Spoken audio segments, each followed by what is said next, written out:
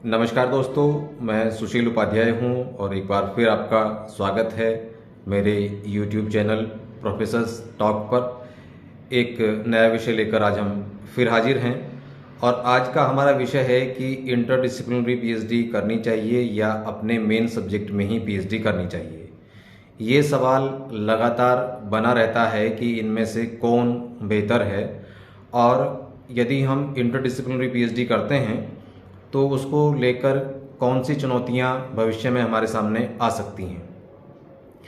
NEP 2020 में इस बात पर बहुत जोर दिया गया है कि डिसिप्लिन का जो कठोर विभाजन है उसको ख़त्म किया जाए और चाहे वो शोधार्थी हों या विद्यार्थी हों उनको प्रोत्साहित किया जाए वो इंटरडिसिप्लिन काम करें, चाहे वो पीएचडी की बात हो और चाहे वो अन्य उपाधियों में अध्ययन की बात हो। देश के ज़्यादातर उच्च शिक्षण संस्थाओं में नई शिक्षा नीति लागू की जा चुकी है या कुछ चीज़ें जो बची हुई हैं उनको 2023-24 से लागू कर दिया जाएगा। तो अब हम जो बात कर रहे हैं इंटरडिसिप्लिनरी पीएचडी की, इसको कुछ जगहों पर सिस्टर सब्जेक्ट में पीएचडी करना भी कहते हैं। उदाहरण के जरिए समझे तो कह सकते हैं कि किसी व्यक्ति ने इकोनॉमिक्स में मास्टर डिग्री हासिल की है लेकिन वो जो पीएचडी कर रहे हैं या उनका जो रिसर्च डिपार्टमेंट है वो कॉमर्स का डिपार्टमेंट है या मैनेजमेंट का डिपार्टमेंट है, तो जब हमारे मास्टर्स डिग्री प्रोग्राम से अलग हटकर कोई ऐसा डिपार्टमेंट है जहां हम रिसर्च कर रहे हैं या हमने कोई ऐसा टॉपिक लिया है जो हमारे मूल विभाग में या मूल विषय के विभाग में कवर नहीं होता, उसके लिए हम किसी दूसरे डिपार्टमेंट के साथ मिलकर अपना काम करते हैं। यानी दो डिसिप्लिन मिलकर जहां रिसर्च प्रॉब्लम का या टॉपिक का निर्धारण किया जा रहा है उसको हम सामान्य तौर पर इंटरडिसिप्लिनरी के रूप में परिभाषित करते हैं। ज़्यादातर विश्वविद्यालयों में उनमें केंद्रीय विश्वविद्यालय भी हैं, डीम्ड विश्वविद्यालय भी हैं, प्राइवेट और स्टेट यूनिवर्सिटीज भी हैं, वो अपने यहाँ पर पहले से ही इंटरडिसिप्लिनरी पीएचडी की अनुमति देती रही हैं। उदाहरण के तौर पर हिंदी विभाग में या अंग्रेजी विभाग में भाषा विज्ञान के और पत्रकारिता के लोगों को भी पीएचडी कराई जाती रही हैं। इसी तरह से बॉटनी में माइक्रोबायोलॉजी के लोगों को, बायोटेक्नोलॉजी के लोगों को पीएचडी कराई जाती रही हैं। और ये जो सूची है सिस्टर सब्जेक्ट्स की या इंटरडिसिप्लिनरी सब्जेक्ट्स की, ये काफ़ी लंबी है।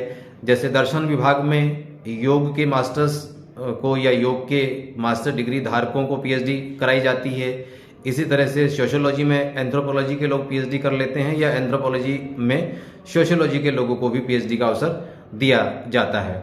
बॉटनी में, जूलॉजी में पर्यावरण के लोग पीएचडी करते आ रहे हैं। इसी तरह से लॉ फैकल्टी में या लॉ डिपार्टमेंट में पॉलिटिकल साइंस के और समाजशास्त्र के लोगों को भी कई स्थानों पर पीएचडी करने की अनुमति दी जाती है।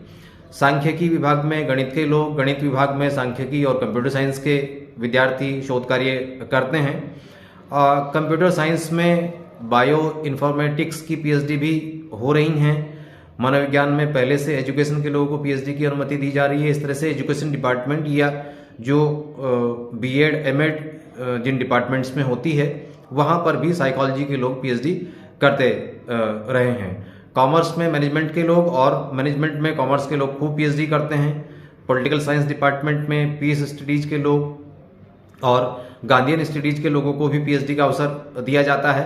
तो इस तरह से जो इंटरडिसिप्लिनरी पीएचडी है वो लंबे समय से होती आ रही है और NEP 2020 के लागू होने के बाद ये और तेजी से आगे बढ़ेगा काम, यानी एक डिसिप्लिन के लोग दूसरे डिसिप्लिन में आके पीएचडी करेंगे। अब ये तो बात हुई मौजूदा व्यवस्थाओं की। अब सवाल ये है कि आप जब पीएचडी कर रहे हैं तो आपका लक्ष्य क्या है, आपका टारगेट क्या है। अगर आप पीएचडी करने के बाद हायर एजुकेशन टीचिंग में जाना चाह रहे हैं या और किसी रिसर्च इंस्टीट्यूट में जाना चाह रहे हैं तो आपको ये देखना होगा कि क्या आपकी इंटरडिसिप्लिनरी पीएचडी वहाँ काम आएगी अथवा नहीं आएगी। नियुक्ति के संबंध में दोनों तरह की राय उच्च शिक्षा में मिलती हैं। बहुत सारे लोग अंतर विषयी शोध उपाधि वाले लोगों को भी नियुक्त करते हैं, लेकिन बहुत सारी यूनिवर्सिटीज में अंतर विषय शोध उपाधि के लोगों को ये कहकर कई बार मना कर दिया जाता है कि हमारे पास विद इन डिसिप्लिन बहुत सारे लोग मौजूद हैं।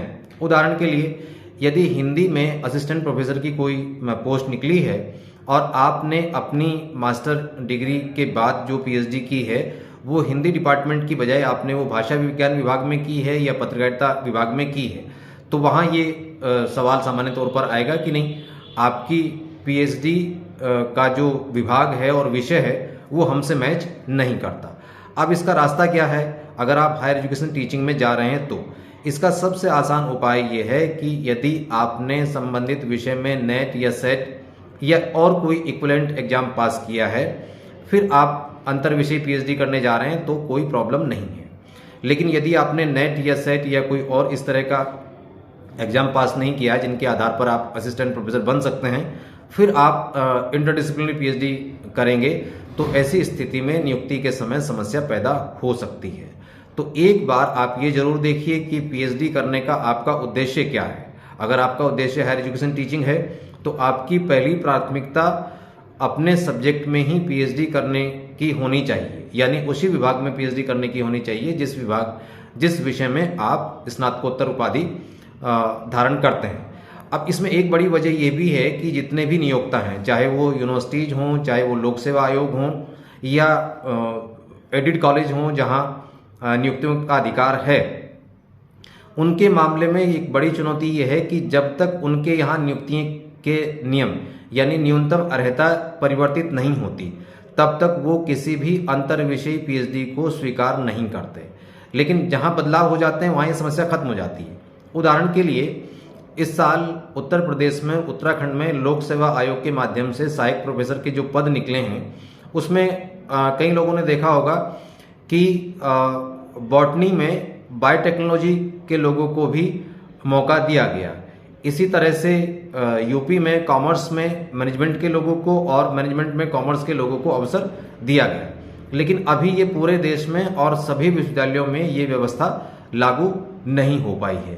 तो ये एक चुनौती ये बनी रहती है कि आपने पीएचडी कर ली है, लेकिन आपकी पीएचडी सिस्टर सब्जेक्ट में होने की वजह से नियोक्ता पर यह निर्भर करता है कि वो आपकी पीएचडी को मानेंगे या आपकी पीएचडी को नहीं मानेंगे अर्हता के लिए। इसमें फिर आप कुछ ज़्यादा नहीं कर सकते, क्योंकि बहुत स्पष्ट तौर पर उनका कहना होता है कि हमारे यहाँ तो इकोनॉमिक्स, उदाहरण के लिए इकोनॉमिक्स में नियुक्ति होनी है तो उसी व्यक्ति को हम मान्य करेंगे, उसी व्यक्ति की अर्हता स्वीकार करेंगे जिन्होंने इकोनॉमिक्स सब्जेक्ट में ही पीएचडी की हो, ना कि उनकी पीएचडी किसी दूसरे विषय में हो।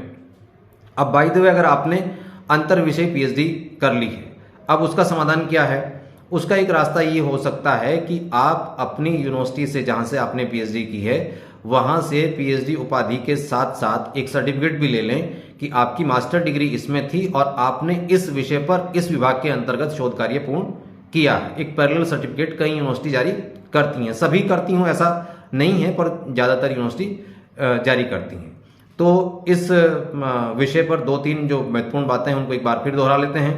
कोशिश कीजिए कि आप अपने विषय के अंतर्गत ही और उससे संबंधित विभाग में ही शोध कार्य कीजिए।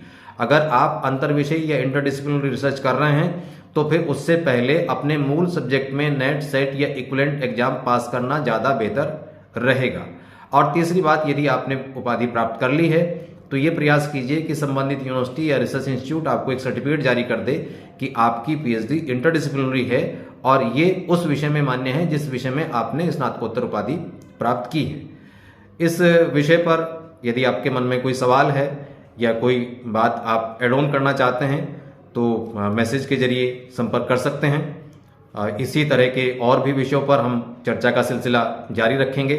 अगर ये वीडियो आपको अपने काम का लगा हो तो आप इसे और मित्रों के साथ शेयर कर सकते हैं और मेरे चैनल को प्रोफेसर्स टॉक को सब्सक्राइब जरूर कीजिएगा। बहुत बहुत धन्यवाद, आभार।